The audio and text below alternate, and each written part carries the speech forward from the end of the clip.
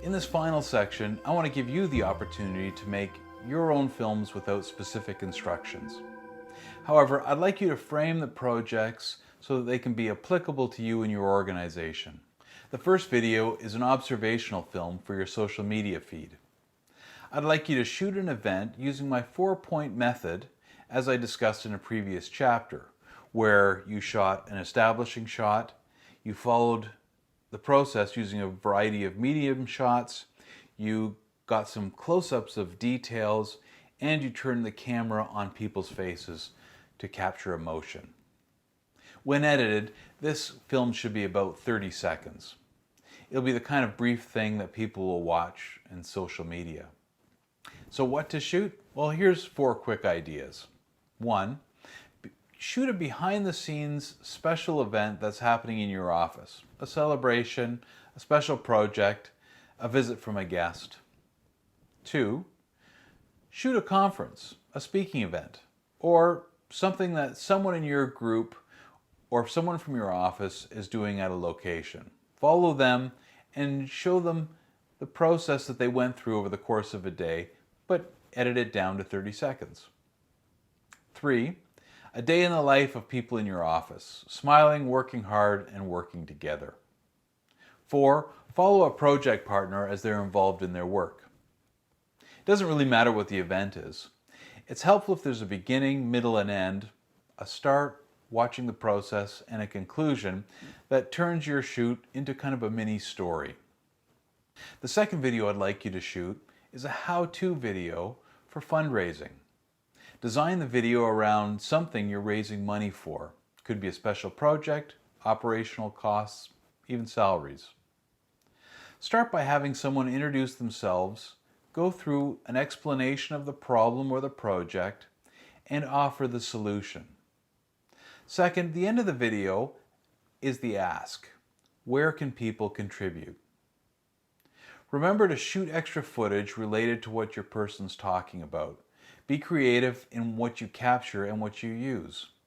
Think in terms of juxtaposition, visuals, and audio that can enhance the message and create emotion. This film should be under 1 minute, so use a script and keep the ideas tight. The third video is something for your website. I'd like you to shoot footage and conduct brief interviews to introduce your organization, the location, people, and the operation. Keep it under 1 minute. I'll go over a brief reminder about pre-production. The production phase is up to you, obviously, as will the editing.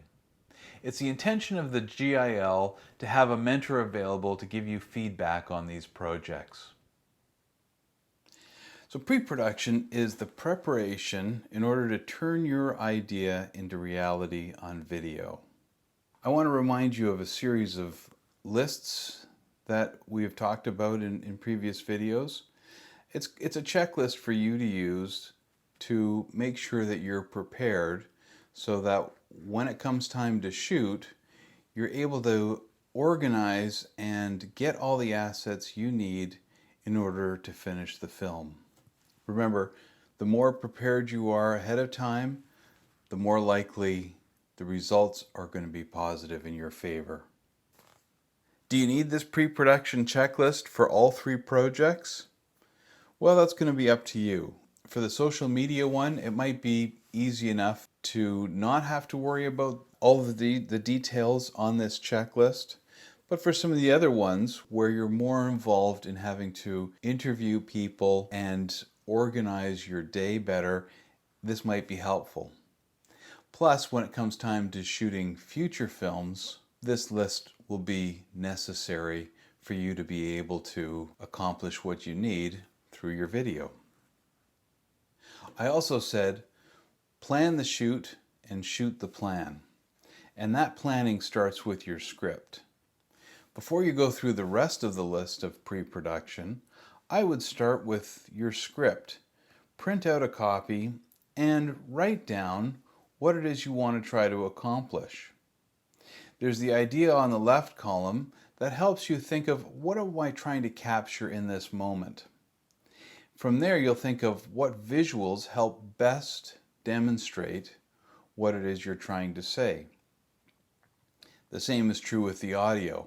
You'll have an expectation of what somebody might say or what they might talk about, an idea of what kind of music you might want to use, or some other kind of ambience or sound effect that's happening at the time. There's a timing and a running time column. Those are optional. The idea is it will give you a good sense of how long this film is going to be and how much you want to allocate towards each of your ideas. The second detail is the budget. There are more extensive budgets for video. This one's kind of a compressed one, but you might say there's more details in here than I need. Well, just because it's in the list doesn't mean you have to add it to your budget. But it is a reminder of some of the realistic costs that go into any video production. Keeping a schedule is necessary to keep yourself organized, to keep any of your participants up to date, and for you to have a checklist of all of the things that you need to shoot for your video, all the places you need to be, and all the people you need to be in contact with. For most larger video productions, the crew lives and dies by its shooting schedule. For your social media film, a shooting schedule might not be necessary, but if you're interviewing a bunch of different people on a bunch of different days, a shooting schedule is really helpful to keep yourself on track. Same is also true of your participant list.